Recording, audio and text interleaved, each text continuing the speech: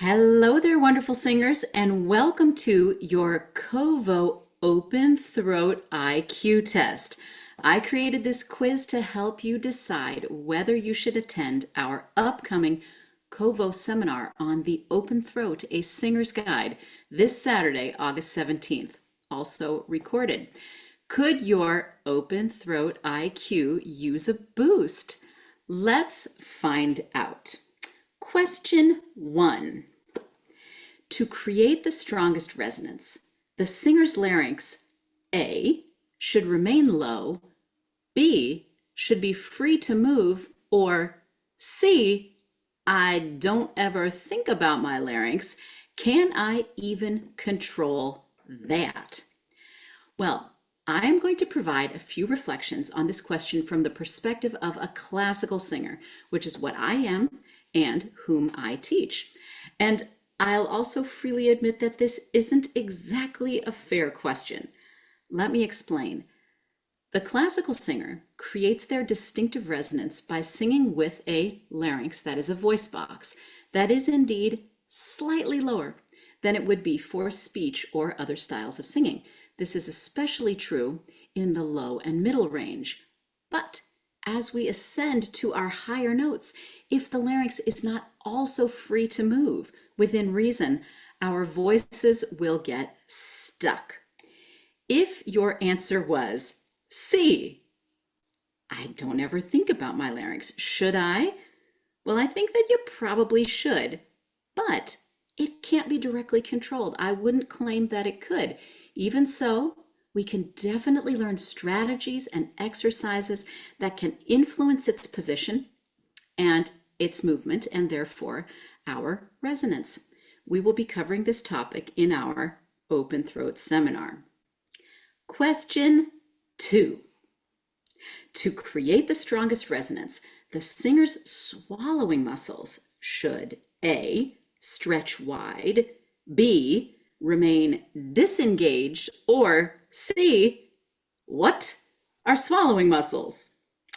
Well, this one is much more straightforward. The swallowing muscles, which are also known as the pharyngeal constrictors, are located in the back of your throat, and they cannot stretch. They can only constrict. And it is very important that we not constrict them when we sing, otherwise our resonance and comfort will suffer. But how do we prevent them from squeezing us?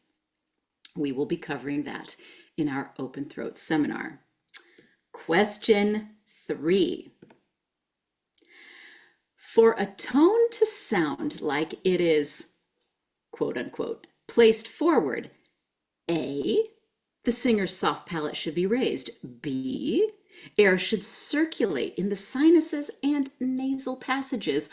Or C, tone can't go forward or back. If it could go to the right or to the left. Well, this is a loaded question, isn't it? First of all, it is true that when a singer's soft palate is stretched, it leads to a special acoustical result that allows the voice to have more carrying power without pushing too much breath pressure. You'll note, however, that my verb of choice for the soft palate is stretched, not raised. Why? We'll be covering that in our open throat seminar.